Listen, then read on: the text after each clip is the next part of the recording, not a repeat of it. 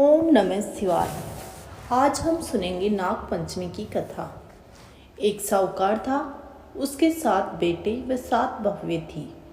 6 के तो पियर था, 7वीं बहू के पियर नहीं था। जब वह गर्भवती हुई, उसके पियर तो था नहीं, तो उसके घेवर नहीं आते।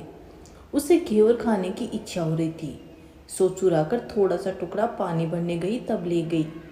पेड़ के नीचे घेवर रख दिया और उसने सोचा कि पानी भरकर आराम से घेवर खाऊंगी। पानी भरकर घेवर लेने गई तो देखा कि वहाँ पर घेवर नहीं था। पेड़ के पास एक बाम्बी थी, उसमें एक नागिन रहती थी, वह भी गर्भवती थी। घेवर देखकर नागिन की इच्छा भी उसे खाने की हुई। उसने वह घेवर खा लिया और सोचा कि साहूकार के बेटे की बहू अगर गाली निकालेगी तो उसे काट खाऊंगी, अगर कुछ नहीं कहेगी तो उस बिन पीहरी को पीहर दिखा दूंगी। साहूकार के बेटे की बहू ने घेवर का टुकड़ा नागिन के पास देखा तो कहने लगी, बेचारी मेरे जैसी होगी, सो ले गई होगी, अच्छा है। नागिन बहुत ही खुश हुई।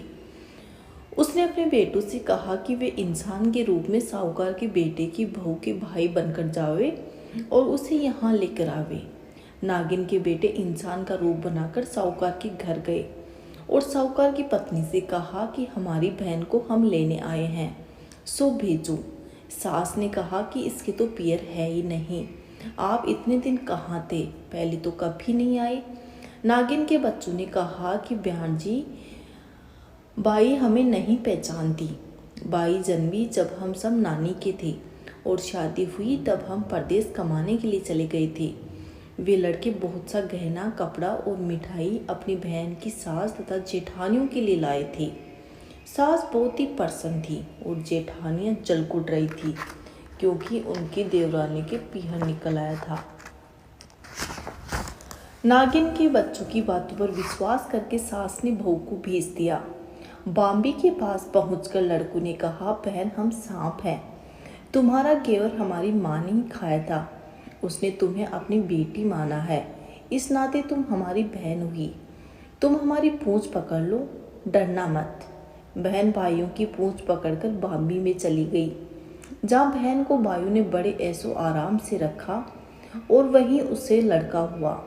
जब उसका लड़का थोड़ा बड़ा हुआ तब की बात है, पड़ोसन ने साहूकार के बेटे की बहू को सिखा दिया कि अगर तू तेरी माँ की इतनी ही लाडली है तो तू तेरी माँ से कहना कि आज तो सांपों को दूध मैं पिलाऊंगी। पड़ोसन का ताना उसे सहन नहीं हुआ।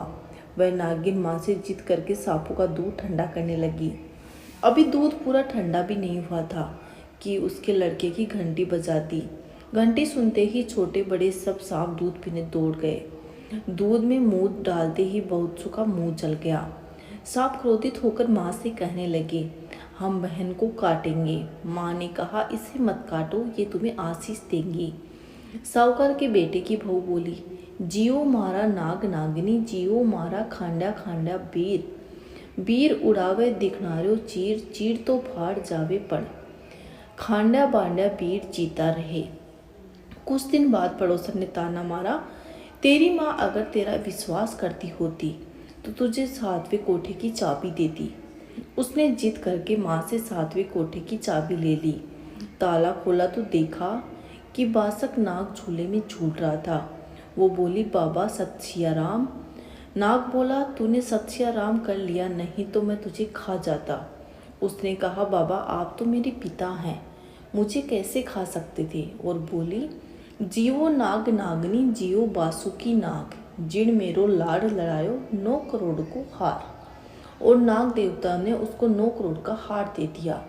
माँ ने अपने बेटों से कहा कि बाई तो अब बड़े बड़े घरों में हार डालने लगी है, उसे उसके घर पहुंचा दो। नागिन के बच्चों ने अपनी बहन को बहुत से गहने देकर, कपड़े देकर ससुराल पहुंचा दिया। थोड़े दिन बाद की बात है, उसका बच्चा झाड़ू तोड़ रहा था। ताई ने कहा, झाड़ू मत तोड़, इतना तोड़ने का शौक है तो तेरे नाना मामा के यहाँ गया होता। सांपों ने सुन लिया। माँ ने जाकर बोला कि माँ ने कहा, 2 झाड़ू सोने की बनवाओ, 2 चांदी की बनवाओ और दे आओ। ताइयाँ देखकर जल गई, कहने लगी, इसके तो ताने मारने से भी धन बढ़ता है। कुछ दिन बाद की बात है, बच्चा गेहूँ बिखेर रहा था। ताई ने फिर से ताना मारा। गेहूं बिखेरने का इतना ही शौक है तो नाना मामा के से ले आता, हमारे यहाँ तो मत बिखेर। सापू ने सुना और जाकर अपनी माँ से बोले। उसकी माँ ने कहा, 2 बोरी दाने सोने के घड़ाओ और 2 बोरी दाने चांदी के घड़ाओ और दे आओ। ताइया और जल गई और कहने लगी, इसे तो ताने मत मारो, इससे इसका धन बढ़ता है। छोटी जेठानी लकड़ी लेने गई। वहाँ सांप था। उसने सोचा सबसे छोटी को भेजना चाहिए, सांप उसे खा जाएगा तो मुसीबत मिट जाएगी। छोटी बहू लकड़ी लेने गई तो सांप बैठा था। बोली, भैया राम राम। सांप ने झट से बिच्छुए दे दिए, पहनकर छमछम करती चली आई। जेठानियाँ देखकर जल गई। 2-4 दिन बाद पान की गड्डियों से एक सांप देखा तो बड़ी जेठानी ने सबसे छोटी को पान लेने भेजा। उसने सोचा कि आज तो सांप इसे अवश्य काट लेगा। सांप को देखकर छोटी बोली, भैया घर के क्या हालचाल है? घर में सब ठीक तो है? सबको मेरी राम राम कहना। सांप ने मोंदड़ी पहना दी। जेठानियाँ फिर से जलकुट गई। उन्होंने उसके पति की दुकान से आया तब सिखा दिया, तेरी बहू की सांप बिच्छू से दोस्ती है। साहूकार का बेटा अपनी बहू से रात को कहने लगा, सच सच बता, सांप बिच्छू तेरे क्या लगते हैं जो तुझे काट खाने की बजाय तुझे गहने देते हैं? बहू ने कहा, वो मेरे भाई भतीजे लगते हैं। फिर उसने सारी बात अपने पति को बताई। पति ने कहा, तो क्या मैं तेरे भाई भतीजे को तुम्हें बुलाते हैं? कभी अपने जवाई को भी तो बुलाए।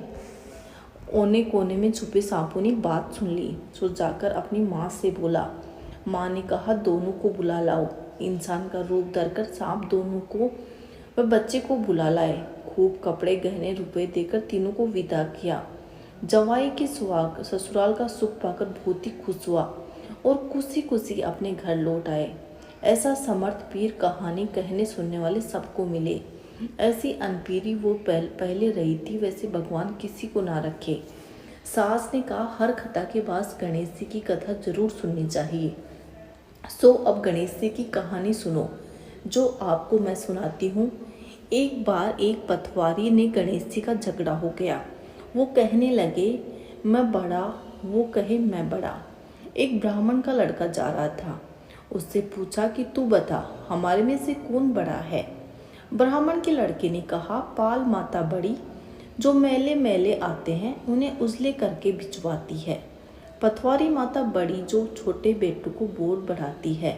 गणेश जी बड़े, जो रिद्धि सिद्धि देते हैं।